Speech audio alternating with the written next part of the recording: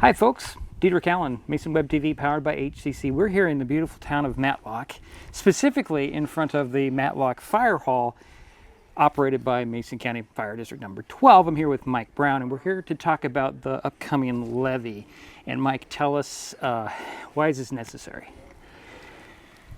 Our last levy lid lift was in 2017, and since then, even if you take a 1% raise every year, it hasn't matched inflation, not even close. Right.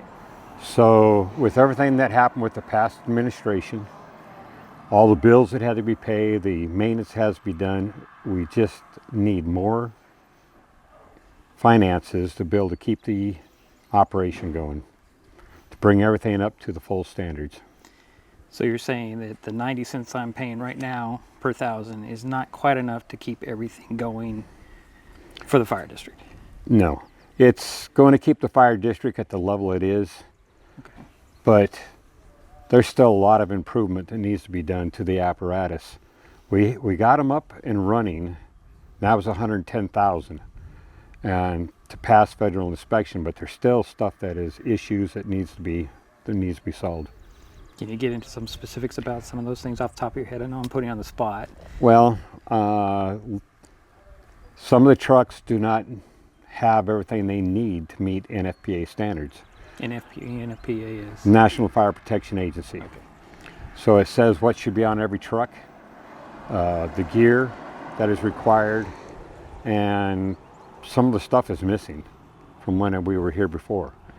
So I've already ordered some more gear for them. Districts have helped us with hoses. Right.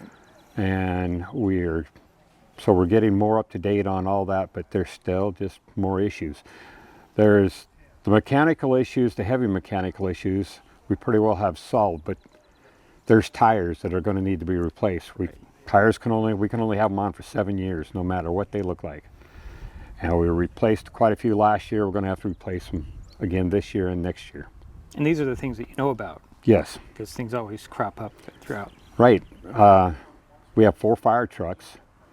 One is 28 years old, and the other 3 are all 32 years old. So they have a lot of years on them, and just the maintenance to keep them going, it can get expensive.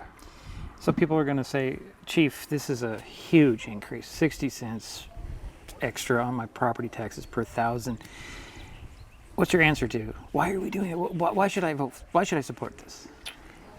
I know it's huge, and mostly with everything that is going on nationally with the tariffs. The state has been taxing, and it really kind of bothers me to have to ask for it. I'm not one for paying a lot of taxes, but if we don't, this district will kind of stay stagnated where we're at.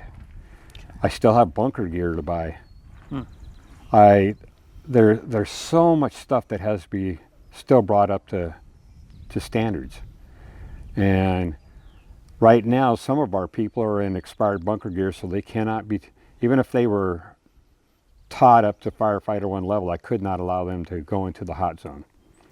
So that's roughly around $5,000 per person for bunker gear. Okay. So, I mean, that's just one of the things. The stations, there needs to be work done on them.